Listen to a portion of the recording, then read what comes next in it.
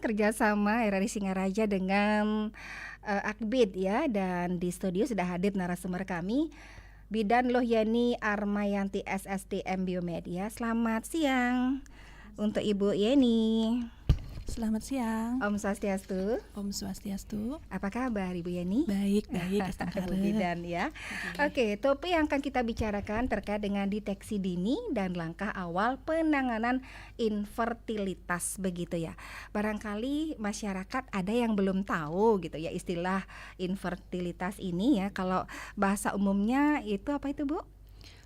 Baik, istilah infertilitas itu jadi di masyarakat biasanya dikenal dengan mandul gitu, ya, atau kemandulan. Iya, sesuatu yang sangat ditakuti oleh pasangan ini ya. Betul. Terutama para wanita ini. Iya, betul sekali.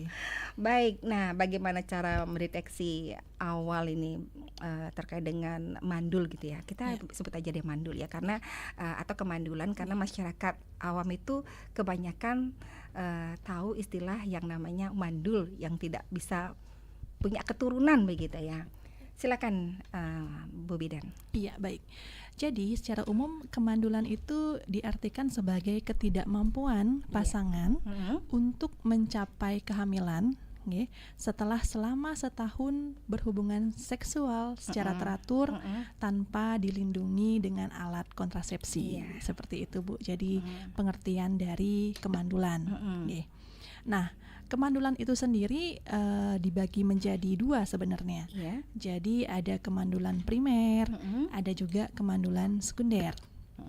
Nah, untuk kemandulan primer ini adalah ketidakmampuan pasangan untuk hamil dari sejak awal dia melakukan hubungan seksual seperti itu.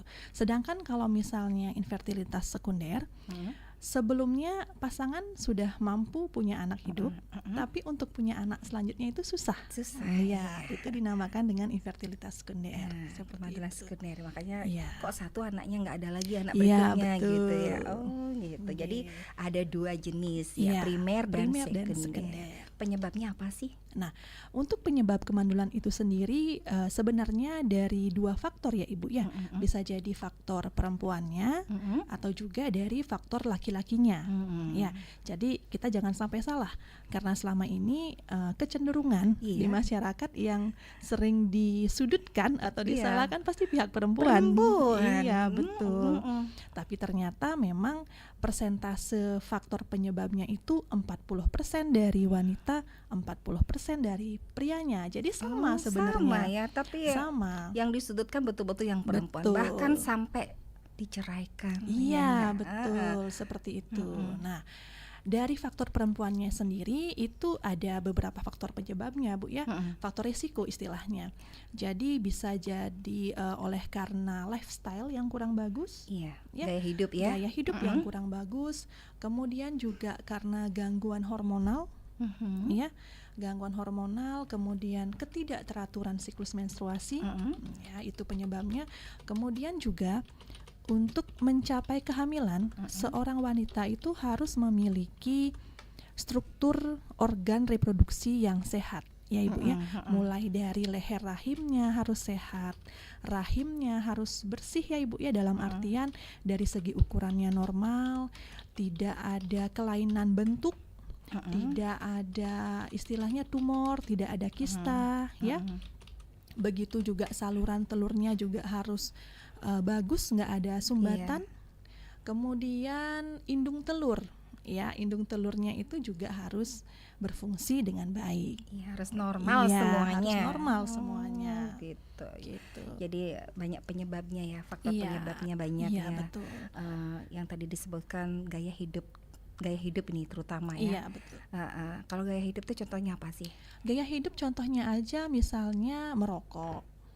Ya, karena merokok itu baik dari memberikan efek yang kurang baik Ibu, tidak hanya ke pria ya, karena kan pria selama ini yang lebih umum ya merokok tapi pada wanita juga akan memberikan efek yang kurang bagus gitu Bu, karena kan merokok itu bisa menyebabkan peningkatan senyawa radikal bebas istilahnya Bu ya dalam tubuh, itu yang akan bisa merusak kualitas dari sel telur dan juga sel sperma seperti itu. Dua-duanya ini ya hentikan dulu merokok Iya, gitu ya ketika betul. memang sudah mengalami kesulitan dalam punya keturunan gitu. Jadi iya, Rokok. hormon tuh Iya. seperti apa? Kalau hormon? Hormon itu kalau pada wanita itu lebih gampangnya kita lihat dari siklus menstruasinya dulu.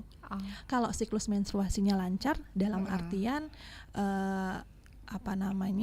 frekuensinya normal sebulan sekali, kemudian durasinya juga normal 5 sampai 7 hari dalam sebulan. iya. Gitu. Itu berapa kalau 1 bulan tuh siklusnya berapa? 28 hari atau 30 hari?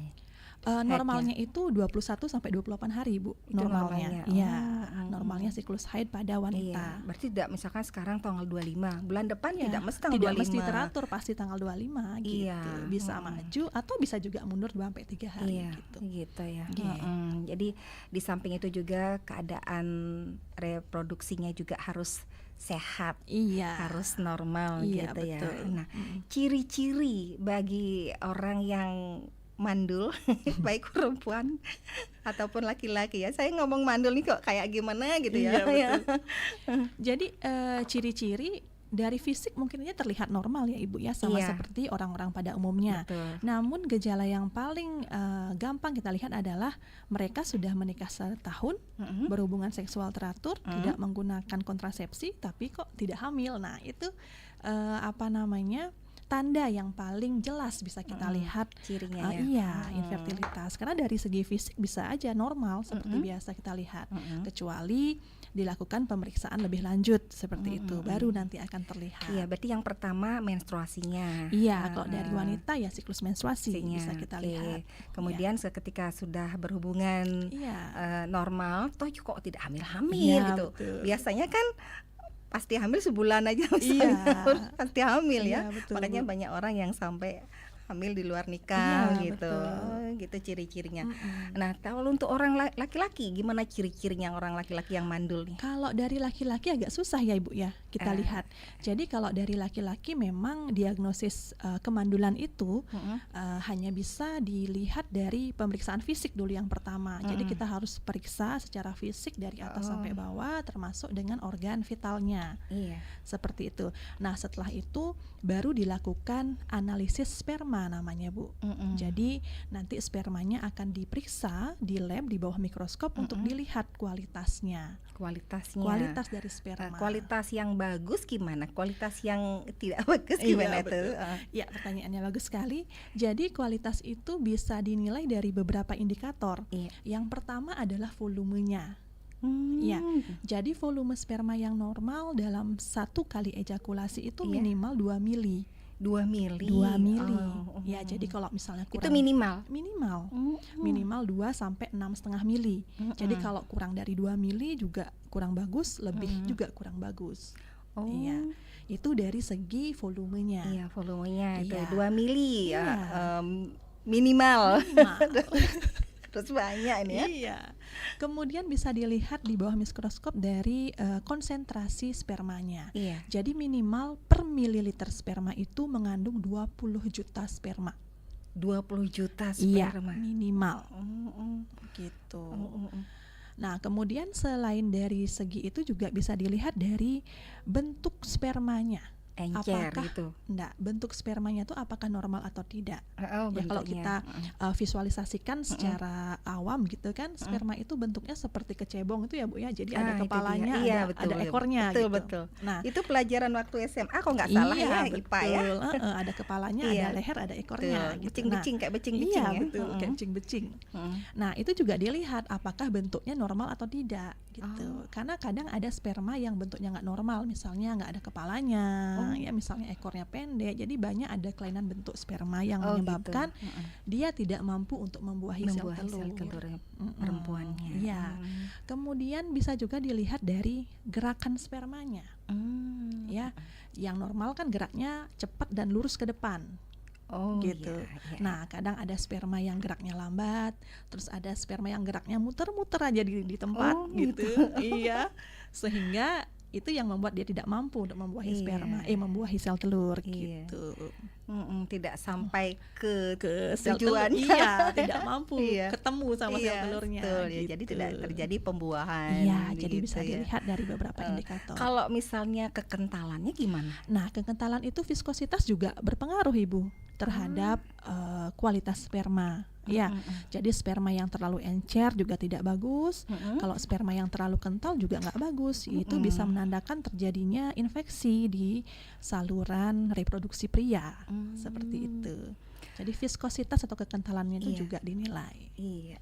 Waduh, repot sekali kalau sulit punya anak ya. Iya. Harus cek ini cek itu. Iya, dan memang pemeriksaan untuk kesuburan dan terapi kesuburan itu nggak ditanggung BPJS Ibu. Oh tidak ya. Jadi lumayan mahal kalau misalnya seorang pasangan ingin terapi kesuburan. Apalagi sampai bayi tabung. Iya, betul sekali. Mahal anak itu itu udah ya. Level tertinggi itu bayi tabung. Tetapi walaupun begitu, tapi banyak orang juga yang sampai buang-buang anak begitu ya. Iya, ironisnya seperti itu. Kita ya, ada yang sulit sekali mencari anak, ada yang gampang sekali membuang dan disia-siakan seperti itu ya. Nah, Bu Bidan, apakah mandul ini atau istilah kedokterannya itu apa tadi? Infertilitas itu apakah genetik ini ya? Penyebabnya ada hubungan dengan faktor genetik atau keturunan gitu. Nah, memang infertilitas itu ada sekian persennya disebabkan oleh faktor genetik. Ya, misalnya ada perempuan yang secara genetik memang Ibu mungkin pernah dengar yang nggak punya rahim seperti itu yang secara genetik. Jadi pada saat perkembangan rahim pada saat dia dalam kandungan, jadi perkembangan rahimnya itu tidak bagus, ya. Jadi baik dari segi bentuknya dan ukurannya itu tidak normal, sehingga kalaupun terjadi pertemuan sperma dan sel telur, jadi hasil pembuahan itu tidak mampu menempel di rahimnya. Nah, kalau secara genetik memang susah untuk diterapi, Bu. Gitu ya. Iya, kemudian juga pada pria ada yang namanya sindrom Klinefelter gitu ya. Jadi memang secara kromosom, kalau pada pria normal kan kromosomnya X dan Y Bu ya, secara seksual. Tapi ini dia ada kelebihan kromosom X itu, jadi XXY gitu. Nah, gitu itu juga bisa menyebabkan ketidaksuburan ya. Dan memang kalau memang penyebabnya sudah secara genetik itu memang susah dan bahkan sekali, tidak bisa untuk diterapi. Iya, tidak bisa punya anak untuk selamanya begitu ya. Kecuali kalau pada wanita yang saya bilang tadi secara genetik bentuk rahimnya tidak bagus gitu, bisa menggunakan ibu pengganti itu istilahnya Bu ya. Jadi sel telurnya dia diambil, dibuahkan, ditanam. Nah, tapi sayangnya di Indonesia belum melegalkan hal itu. Iya, soalnya setelah ditanam di misalnya di saya, kan saya yang darah daging saya yang dipakai untuk membesarkan janin itu ya. Ketika udah lahir merasa nggak rela diambil gitu ya. Betul. Karena di Indonesia kan memang prinsip ketuhanan kita masih kental ya Ibu ya. Jadi itu yang menjadi penyebabnya, karena memang di Indonesia belum dilegalkan hal seperti itu. Kalau yang sekunder gimana? Ini bisa disembuhkan kalau yang sekunder? Kalau yang sekunder bisa Ibu, dalam artian kalau dia sudah pernah hamil, artinya secara genetik dia tidak ada masalah, ya kan? Buktinya sebelumnya dia bisa hamil. Terus gimana? Artinya secara genetik dia tidak ada masalah. Jadi jalannya adalah dia harus memeriksakan diri, ke fasilitas kesehatan, bisa ke dokter untuk dicek USG-nya. Bisa jadi sebelumnya dia tidak punya kista misalnya. Terus tiba-tiba sekarang ada kistanya. Nah, itu yang membuat dia kesulitan untuk memiliki anak. Kan bisa jadi seperti itu. Mungkin saja katanya sih, saya pernah punya teman yang pertama punya anak satu, berikutnya nggak punya anak, terus katanya sel telurnya cuma satu. Iya, betul. Bisa itu jadi juga itu ya? bisa jadi. Sel telurnya cuma satu.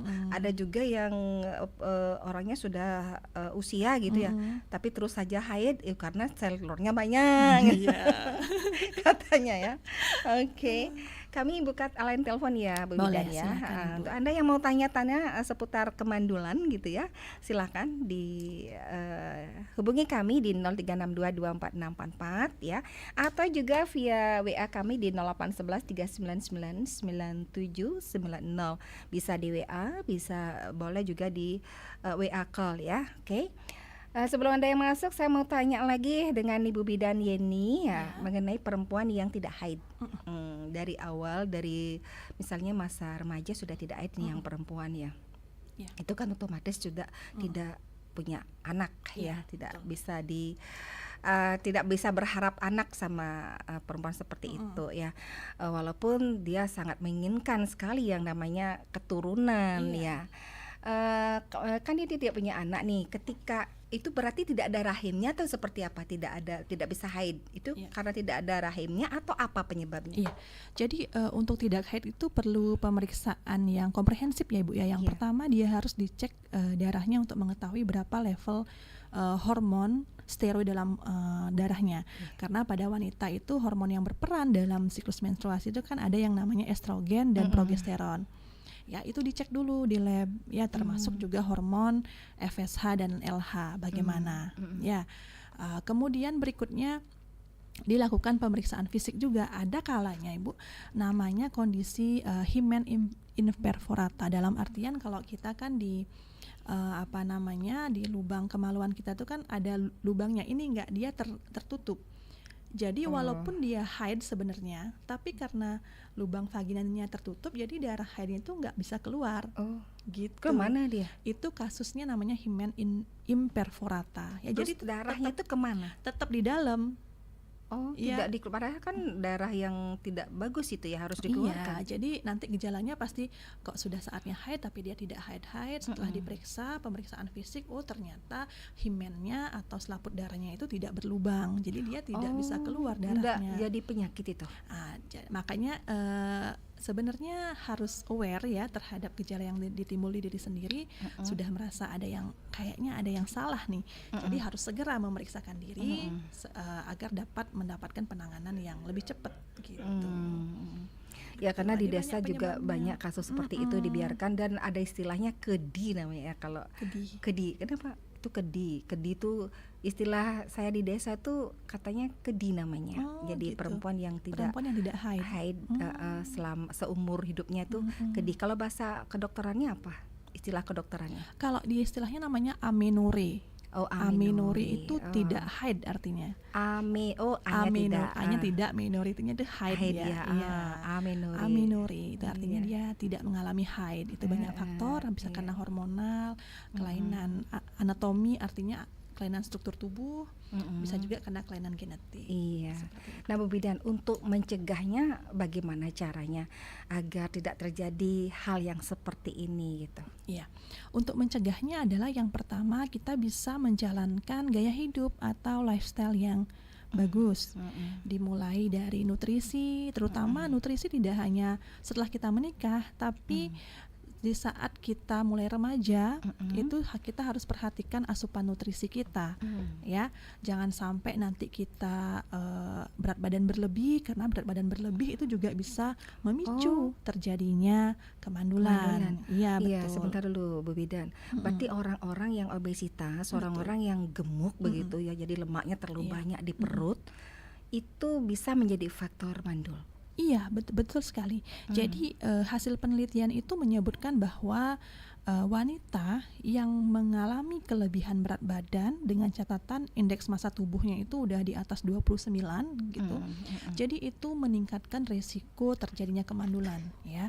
Karena kelebihan berat badan itu dia erat kaitannya dengan gangguan hormonal pada wanita. Jadi keseimbangan hormonalnya itu akan terganggu ya, otomatis akan berefek pada siklus menstruasinya dan juga ovulasi. Ovulasi itu proses pematangan sel telurnya. Iya, seperti itu. bisa jadi terhambat ya, karena kebanyakan lemak di dalam Iya. perutnya ya.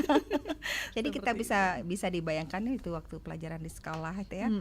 Kan yang kayak becing-becing itu kan mencari hidung telurnya yang bentuknya bulat. Kalau misalnya kebanyakan lemak di perut itu bisa jadi dia menghambat begitu ya? Bukan kebanyakan lemak di perutnya, Apa? tapi kelebihan berat badan itu dia membuat hormonalnya itu kacau jadinya, Bu.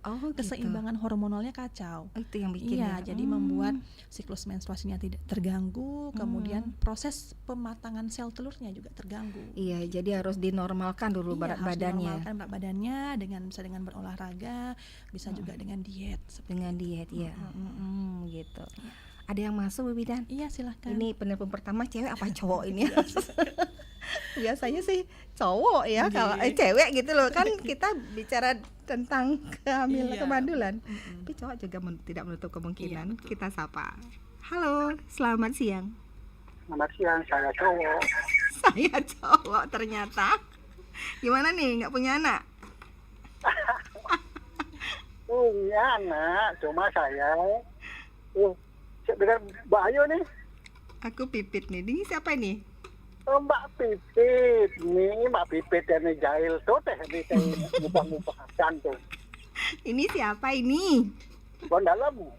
Oh, Pak Maliar. Ya, Pak Maliarse. Ini orang jahil Pipit. Silakan Pak Maliarse, mau gimana nih? Pak Maliarse kan banyak anaknya ini ya, nggak mandul nih ya. Enggak mandul. Saya tok cer kok. Ini ada keponakan saya. Sudah diperiksa berulang-ulang. Ternyata lakinya yang agak mandul atau imper namanya mandul itu lah. Mandul. Yang mana mandul? Lakinya yang mandul. Lakinya. Berarti lakinya nanti diceraikan ya? Artinya gimana? Bisa ya. Oke, lanjut. Tidak, bisa diobati lah itu, karena dia sudah 13 tahun berkeluarga, dia tidak punya anak. Kemudian ada lagi ponakan saya yang perempuan, 15 tahun tidak punya anak, tapi dengan lunas dia, kok bisa? Apa ada hubungannya itu? Itu yang pertama dan kedua. Betul. Kemudian yang ketiga, Mbak Yeni sebagai bidan, apakah orang yang sudah menopause itu bisa hamil? Ampure. Terima kasih, Mbak Pipit dengan bilang. Terima kasih. Oke, terima kasih Pak Ketut Maliarse di Tajekule ini ya. Baik, yang lain silakan di WA juga boleh, saya cek dulu WA-nya ya, Bu Bidan ya. Kalau misalnya ada, ada WA masuk. Kalau begitu langsung saja kita tanggapi pertanyaan dari penelpon pertama. Yang lain juga boleh masuk ya. Pak Maliarse di Tajikule sudah diperiksa katanya berulang kali, satu pasang suami istri begitu ya. Ternyata yang lakinya mandul. Ini bisa nggak disembuhkan? Padahal 13 tahun sudah menikah begitu. Sementara ponakan perempuan yang lainnya ini sudah 15 tahun tidak punya anak, akhirnya nunas begitu ya. Ini kan Tuhan juga yang ngatur ya semuanya ya. Itu akhirnya punya anak sudah 15 tahun. Pertanyaan ketiga, menopause ya. Apakah bisa ini atau ada kemungkinan bisa hamil lagi gitu? Silakan. Terima kasih Mbak. Baik Pak Maliarse ya tadi Bu ya. Pak Maliarse. Pak Maliarse, terima kasih pertanyaannya, sangat bagus sekali pertanyaannya. Baik, mungkin saya jawabnya secara acak aja ya Bu ya. Boleh silakan. Iya. Baik, pertanyaan apakah wanita menopause itu masih bisa hamil? Nah, kita kembali lagi ya Ibu ya, jadi Pak Maliarse, jadi yang dikatakan menopause itu adalah pada saat wanita di mana selama 1 tahun itu dia sudah tidak mengalami haid. Artinya siklus reproduksinya dia itu sudah berhenti ya selama setahun. Nah, apakah bisa hamil? Ya, jawabannya tentu tidak. Karena syarat untuk mencapai kehamilan itu kan ada sel telur dan sperma yang sehat. Nah, sedangkan pada wanita menopause itu sudah tidak terjadi lagi pematangan dari sel telur. Tidak ada sel telur yang dihasilkan oleh indung telur. Sehingga kalau pada wanita menopause itu dia tidak akan bisa hamil lagi. Nah, kemudian berikutnya, yang ternyata pihak lakinya yang dinyatakan infertil atau mandul ya. Nah, apakah bisa punya anak? Nah, kita lihat lagi ya dari hasil pemeriksaan apa penyebab dari kemandulan. Apakah hormonnya yang tidak bagus, kemudian apakah struktur alat kelaminnya yang memang ada gangguan, misalnya ada yang namanya varikokel. Ya Ibu ya, jadi salah satu penyebab terbanyak kemandulan pada pria yaitu varikokel ya, sejenis pembesaran pembuluh darah pada testis. Varikokel. Iya. Varikokel tuh dia kayak pembesaran pembuluh darah pada testis ya. Testis, sehingga menyebabkan suhu dalam testis itu akan meningkat. Ya, jadi testis itu dia sifatnya nggak tahan panas, Bu. Maka dari itu Tuhan menciptakan dia diletakkan di luar, tidak di dalam tubuh gitu. Ya, jadi testis itu nggak tahan panas. Sedangkan pada penderita varikokel karena pembesaran pembuluh darah itu akan menyebabkan peningkatan suhu pada testis, yang menyebabkan kerusakan nanti pada sel sperma. Kalau dia penyebabnya adalah varikokel, ya treatmentnya adalah pembedahan. Seperti itu. Kemudian dilihat juga apakah di saluran spermanya itu dia ada sumbatan atau tidak. Kalau memang ada sumbatan, ya pengobatannya sama, pembedahan juga. Seperti itu. Kemudian kalau dari struktur genitalianya dia normal, hormonnya normal, kemudian kita evaluasi lagi lifestyle-nya seperti apa. Ya, apakah ada penyakit-penyakit penyerta yang menyebabkan dia infertilitas? Ya, kalau memang lifestyle-nya kurang bagus, ya bisa dilakukan dengan modifikasi lifestyle. Nah, seperti itu. Tergantung penyebabnya apa. Ya. Nah, kemudian ada yang 15 tahun menikah, ya sudah periksa berarti nih, Bu, ya? Iya, 15 tahun menikah, nunas dia akhirnya punya anak. Ya. Memang kebanyakan ya orang Hindu begitu ya, nunas begitu. Ya, mungkin salah satu penyebabnya adalah belum saya sebutkan di awal ya, Bu, ya. Jadi salah satu pencetus terjadinya infertil adalah stres juga bisa menjadi penyebab. Ya, jadi pada saat banyak kan orang yang stres itu kadang headnya jadi kacau, jadi tidak teratur kan, Ibu, ya. Nah, karena pada wanita mungkin yang tidak hamil, tekanan dari banyak pihak ya gitu, Bu, ya, menyebabkan dia stres juga. Betul. Yang tambah sulit jadinya dia hamil. Nah, di saat dia nunas mungkin di sana dia merasa berserah diri gitu, udah berserah diri, sudah pasrah seperti itu. Jadi faktor stresornya dia udah bodo amat lah gitu misalnya, ya. Nah, jadi itu mungkin yang menyebabkan dia bisa hamil, ya, karena dia sudah membuang jauh-jauh stresnya dia, seperti itu. Itu sih dari saya. Dan memang Tuhan yang menentukan. Iya, betul. Keluarga juga harus menjadi support system, ya, jangan sampai terlalu memojokkan. Masuk lagi ya. Ya, karena di mana-mana kalau kita ketemu sama temen atau ketemu sama siapa, pasti yang ditanya itu berapa anak. Iya, betul. Bukan berapa punya rumah, berapa punya mobil. Mobil, betul. Halo, selamat siang. Halo, selamat siang, Mbak Pipit. Iya, dengan siapa ini? Mbak Bidan. Yes, selamat siang, Ibu. Yang kira penasih ring abasan, abasan. Suke nasih abasan ya. Oke. Yang minten mantin yang kan waktu pun 2014 dia kawin. Katanya dia ring Denpasar waktu dulu tiga kali waktu sudah keguguran. Sudah dirakuh waktu ini ada pelebonan. Sekarang bilang dia hamil. Kalau gitu saya bilang dicari balinya itu Nasrawas gitu. Katanya pengelingsirnya ada cari waktu dulu belum diantukkan serinya gitu. Saya dah laksananya semuanya udah gitu. Lagi ya saya bilang sama menantunya, coba periksa kehamilannya.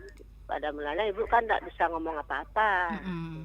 Sekarang bisa sana pergaulan. Saya bilang ini periksa coba kehamilannya supaya tahu posisi bayi ini apa gimana. Kan gitu bilang sama menantunya.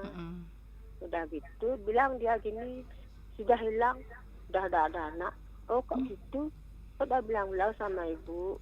Nah, biasanya kalau udah hilang kan mekiret atau tahu ibu kan tidak tahu sudah gitu.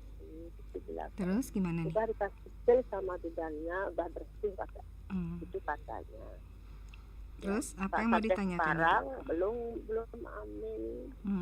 Biasanya kalau keguguran tuh kan gitu mekiret ya. Iya. Biasanya kata-kata orang, kalau saya udah mengalami biar bersih ya tujuannya gitu ya, Bu Bidan ya. Oke. Nah, apa yang mau ditanyakan dengan Bu Bidan nih? Ya? Apa yang mau ditanyakan sama Bu Bidan ini? Tadi kan ceritanya Ibu. Ya, Bu Bidan, saya bertanya sama Bu Bidan, apa penyebabnya kalau yang gitu udah. Kalau kan gugur-guguran saya terus tahu sampai udah 3 pernah kali ya. gitu Oke. Oke. Ya. Sekarang udah bilang sama mantu saya, coba cara orang Bali itu kan melimpun gitu kan. Iya, baik. Ya, masih Penyebab keseringan keguguran Ibu ya. Ya. Baik. Tapi gemuk, menurut saya gemuk. Oh, gemuk. Udah bilang coba apa namanya dicoba.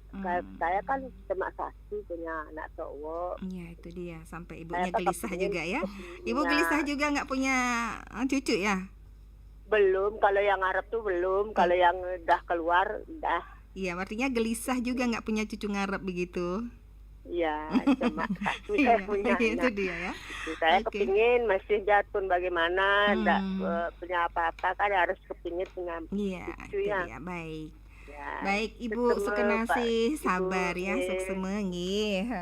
Seperti apa yang disampaikan oleh Pak Maliarse tadi, itu ada perempuan anaknya ponakannya 15 tahun akhirnya punya anak, sabar dan banyak berdoa begitu ya. Mungkin ada faktor sekalinya di sana. Betul. Kita orang Hindu ya Bu Bidan ya. Ibu Sukenasih di kawasan Abasan, gimana nih Bu Bidan, 3 kali keguguran nih. Apa yang harus dilakukan agar Ibu Sukenasih cepat punya cucu gitu ya?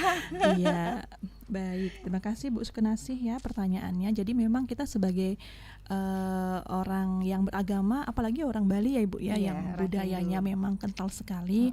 Memang penting, menurut saya penting dijalankan kedua-duanya, baik dari skala maupun niskala, asalkan keduanya berjalan beriringan seperti itu. Jangan sampai condong ke niskala saja tapi yang sekalinya kurang, begitu juga sebaliknya. Medis jadi, maksudnya. Iya, dari segi medis juga tetap harus dijalani. Nah, ini saya juga belum tahu apa saja pemeriksaan yang sudah pernah dilakukan oleh dari menantu Ibu ini. Tapi kalau misalnya ada kasus keguguran yang berulang ya, itu ada penyebabnya adalah infeksi TORS atau tukso. Mungkin pernah dengar ya pemirsa dan juga Mbak Pipit. Jadi penyebab infeksi tukso itu adalah misalnya banyak yang pelihara kucing, yang pelihara anjing itu misalnya, tapi tidak bersih ya Ibu ya. Kadang kan kita bersihin kotorannya atau apa gitu seperti ya. itu. Ada hubungannya juga itu ya. Ada faktornya. Itu penyebab infeksi tukso namanya. Nah, kalau misalnya seorang wanita terinfeksi itu bisa menyebabkan keguguran yang berulang. Kalaupun dia berhasil hamil, itu seringkali anak yang dilahirkan akan mengalami kecacatan. Seperti itu. Ya, jadi sebaiknya dicek dulu apakah ada infeksi tukso atau tidak. Nah, kemudian mengenai keguguran, apakah keguguran itu pasti dikuret? Jawabannya tidak. Ada yang namanya abortus spontan. Dalam artian dia mengalami keguguran dan keluar semua dengan sendirinya. Itu namanya spontan. Dicek di USG sudah bersih dalamnya. Jadi tidak perlu tindakan kuret. Beda dengan abortus incomplete, dalam artian masih ada sisa di dalamnya, itu baru perlu dengan bantuan kuretase. Seperti itu. Untuk mengetahui adanya belum bersih begitu kan harus di USG ya. Di USG untuk melihat adakah sisa atau enggak. Iya, Bu Sukenasih coba tanya dulu mantunya di Denpasar, apakah dia pelihara kucing atau anjing gitu ya. Kalau memang melihara salah satunya itu ya, apalagi dua-duanya gitu. Singkirkan dulu. Singkirkan dulu deh dulu ya. Mungkin disangsi dulu taruh gitu ya. Singkirkan dulu, kemudian dicek tuksonya. Kalau memang mudah-mudahan tidak, tapi kalau memang positif ya harus disembuhkan dulu. Gitu baru kemudian diprogram untuk kehamilan. Ini hal yang belum banyak orang tahu ini ya. Betul. Belum banyak orang tahu.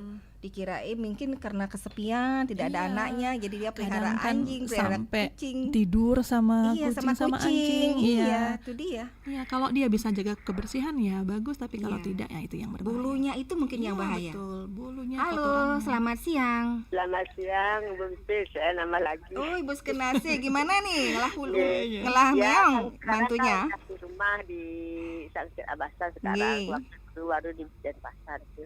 Sekarang itu udah lama itu dia senang sama kucing dia. Nah, itu dia. Itu bisa jadi, Bu.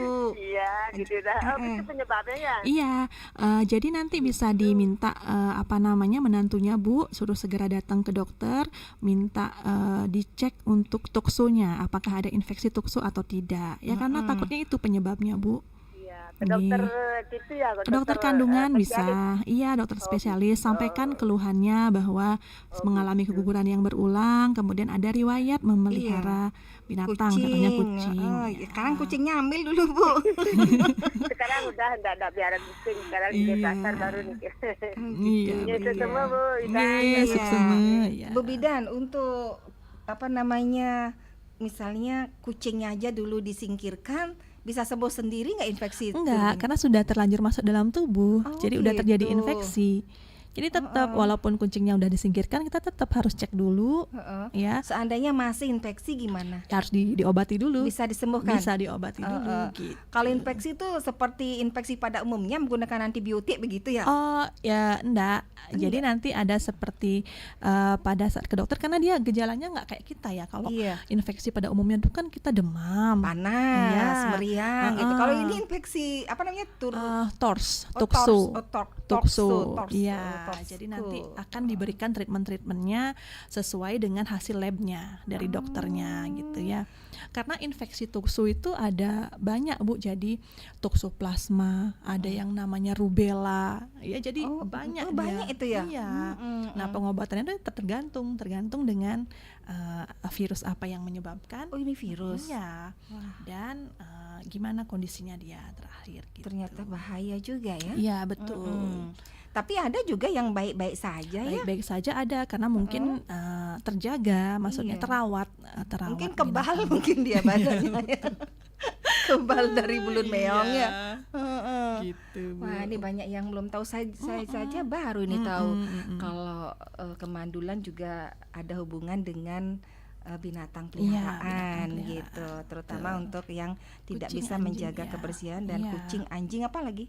Itu dah kucing, biasanya sih kucing anjing ya. Kalau ayam enggak sih. Enggak. Karena kucing sama anjing itu yang bulunya halus ya. Iya betul. Bulunya halus. Kalau ayam kan nampak lah ya. Iya, kalau ayam tuh kan di luar, nggak mungkin di dalam. Nggak mungkin dalam melihara ayam kan. Gitu. Semua gerosake kan. Iya. Kalau kucing bahkan diajak tidur diajak seperti tidur, sama, kata Bidan tadi. Tidur dicium-cium gitu kan. Iya. Anjing juga kadang-kadang, aduh dicium-cium kan air liurnya tuh bisa masuk gitu. Bahaya ini ya. Bahaya. Baik, yang lain silakan di 24644 atau juga di WA call kami di 081139999790. Anda mungkin bertanya-tanya mengenai kemandulan diderita oleh mantunya atau anaknya atau bahkan Anda sendiri begitu ya. Karena yang namanya istilah mandul ini ya, aduh, sesuatu yang ditakuti oleh para perempuan ya. Iya, pada terkadang menjadi kambing hitam, ya nggak Bu Bidan? Betul. Karena tidak sedikit orang yang dicerai gara-gara dia tidak bisa punya anak, padahal bukan perempuannya yang mandul. Ternyata dia sendiri ya yang mandul gitu ya. Banyak kasus, bahkan pada saat saya dulu sempat di lapangan di pelayanan kesehatan pun gitu Bu. Jadi wanitanya terus yang dituntut untuk periksa, padahal berulang kali periksa semuanya normal. Tapi yang suaminya menolak untuk dilakukan pemeriksaan. Takut dia. Nah, seperti itu. Ada yang masuk nih Bu Bidan. Silakan. Halo, selamat siang. Halo. Nih, kan nih Wayah HD nih. Selamat siang. Kalau Wayah HD banyak punya cucu nih. Om Swastiastu. Om Swastiastu. Wayah HD, apa yang mau ditanyakan sama bidan kami? Saya kok sudah mandul 40 tahunan. Kalau laki-laki nggak ada mandul nih yang sudah punya anak banyak nih. Anak saya hanya 5. Coba sekarang nikah lagi pasti punya anak ya, karena yang namanya laki-laki nggak ada menopause. Iya betul. Yang ada penyakit. Umur baru 27 kok ada yang mau ditambah 60. Tambah lagi seket. Tambah seket. Ya berarti berapa tuh? 27 tambah seket 77. Berapa? Nunggu deh. Nungidang Ben. Mudahan bedek yang ini. Apa yang mau ditanyakan sama bidan kami? Yang di RRI siapa ini? Apa? Ya. Yang di RRI siapa? Saya Pipit. Pipit, burung pipit. Yang bercanda aja nih WHD, pantasnya panjang umur dan selalu awet muda, ya. Mana cewek-cewek yang kena aduan temel begitu. Ngomongan kemandulan. Mandul Sambangan. Iya, itu ke Bukit Mandul. Baik, ya. Pak. Oke, gitu. Ya, baik. Oke, berpartisipasi Mohon ya. maaf Pak Manimbrung deh. Nggih, Pak Waya Hadi terima kasih nggih. Aduh, Waya Hadi Pang Mane nimbrung kon ya. Kalau laki-laki kan tidak ada yang namanya apa tuh mandul kalau sudah punya anak sebelumnya banyak gitu ya, karena tidak mengalami menopause gitu. Ya, betul. Selamanya itu kah? Iya, betul. Selamanya. Selama dia masih bisa. Selama masih bisa. Selama masih bisa gitu ya. Iya. Walaupun tua ya. Iya, kadang kan kalau nanti umur kan kadang ada penyakit-penyakit yang memang menyebabkan disfungsi seksual jadinya ya. Jadi iya. Bu Bidan, kalau misalnya nih, kalau tadi kan salah satu faktor penyebab mandul kegemukan atau obesitas. Bagaimana bagi perempuan atau laki-laki yang terlalu over kerjanya? Oh ya. Oke. Jadi kerja yang terlalu keras ya. Jadi kalau dalam istilah medis itu overtraining namanya ya. Begitu juga dengan para atlet-atlet ya Ibu. Ya, kan betul, kadang ya aktivitas fisiknya terlalu keras. Nah, itu juga memiliki korelasi yang cukup tinggi terhadap kejadian kemandulan ini. Gitu ya. Jadi berolahraga misalnya terlalu keras itu juga bisa menyebabkan terjadinya kemandulan. Kemudian juga pekerjaan-pekerjaan tertentu Bu, misalnya apa ya? Misalnya chef gitu misalnya kan ya. Sering terpapar panas misalnya ya, seperti yang saya bilang tadi kan testis itu nggak tahan panas dia. Jadi kalau kena suhu panas itu kadang bisa menyebabkan kerusakan pada sperma.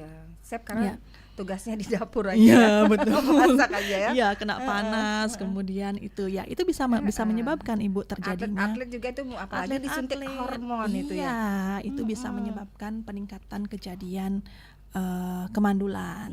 Iya. Waktunya sudah tinggal sedikit ya, pendengar silakan lagi masuk di 24644. Saya masih punya waktu 3 menit ke depan ya pendengar ya, di 24644 atau juga di WA call di 0811 399 9790. Kita berbicara terkait dengan deteksi dini dan langkah awal penanganan infertilitas begitu, betul. Atau bahasa umumnya awamnya kemandulan. Mandul. Kalau sudah mandul semua pada tahu. Tapi kalau kita ngomong infertilitas, apa itu ya? Apa itu ya? Kita harus menerangkannya begitu ya. Betul. Jadi langkah-langkah awalnya itu tadi sudah disampaikan oleh Bidan, itu dari pola hidup dulu. Makanan yang sehat, jangan merokok, jangan minum. Tidak punya anak, pingin punya anak tapi metuakan aja yang lakinya. Minum-minum, mabuk-mabukan. Hilangkan stres, mabuk larinya dia. Merokoknya juga berapa batang per hari itu banyak-banyak kan, itu juga bisa menyebabkan. Itu begadang gimana begadang? Begadang juga sama Bu. Ya, begadang apalagi yang mengkonsumsi kafein misalnya dalam hal ini kopinya misalnya lebih dari 4 gelas, 5 gelas sampai sehari. Nah, itu juga bisa menyebabkan gangguan pembentukan sperma seperti itu. Ngopi juga begitu ya? Ya, kopi, tapi kalau yang ngopinya 2-3 kali sehari sih tidak masalah. Tapi kalau yang sampai lebih dari 4 gelas, 5 gelas, nah itu juga yang bikin waduh nih. Ada yang memang sulit sekali punya anak, ada yang memang gampang banget punya anak gitu ya. Gimana nih? Kadang-kadang manusia tuh menyalahkan Tuhan gitu ya. Betul. Dia kok banyak kali dikasih anak ya gitu, sikut kuping anaknya, sedangkan saya gitu misalnya kok sulit sekali punya anak gitu. Mungkin ada faktor-faktor yang memang harus. Tapi memang ada sekian persennya itu memang penyebabnya itu idiopatik, istilahnya dia tidak diketahui sebabnya apa.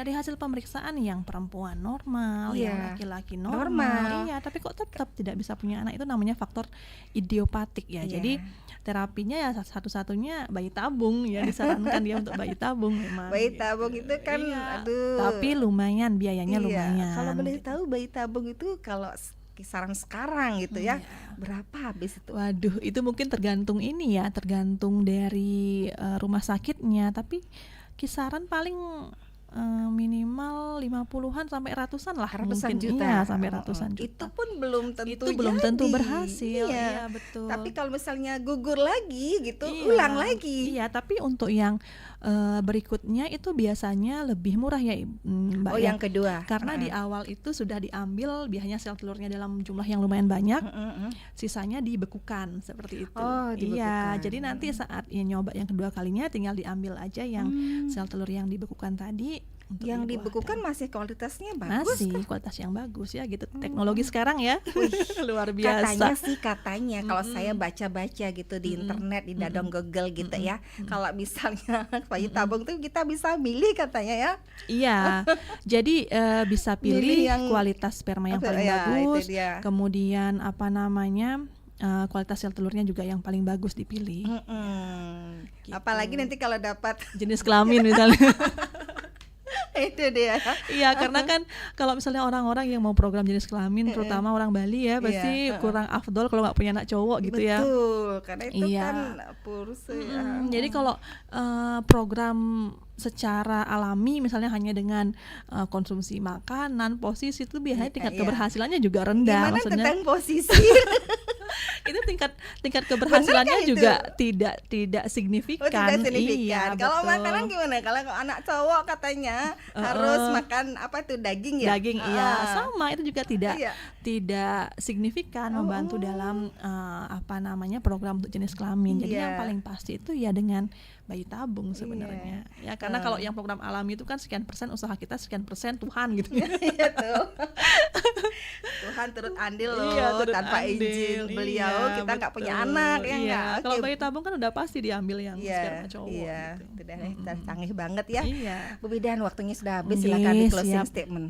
Baik, demikian tadi bincang-bincang saya mengenai infertilitas atau kemandulan. Terima kasih kepada pemirsa yang sudah menyimak dan juga turut bertanya. Jadi bagi pasangan ya yang sudah merasa sudah menikah selama setahun, berhubungan seksual teratur, tidak pakai kontrasepsi, tapi tidak kunjung mendapatkan kehamilan, jadi segera untuk memeriksakan diri ke tenaga kesehatan ya, boleh ke dokter kandungan, boleh ke bidan dulu untuk dicek secara awal untuk mengetahui apa tindakan selanjutnya agar bisa mencapai kehamilan sesuai dengan harapan pasangan masing-masing. Iya, terima kasih Bidan Luhyeni Armayanti SSDM Biomedia kerjasama RRI Singaraja dengan Agbit. Pendengar, itulah tadi topik yang kita bicarakan, deteksi dini dan langkah awal penanganan infertilitas atau kemandulan begitu ya. Terima kasih yang sudah berpartisipasi di 24644, ada Pak Maliarse dan juga Ibu Sukenase di Abasan Sangsit. Pak, untuk YHD juga di Telur Pekan ya. Yang hanya dengar saja juga terima kasih. Semoga apa yang disampaikan tadi oleh bidan kami ada manfaatnya untuk kita semua. Kita akhiri dengan Parma Santi. Om Santi Santi Santi Om.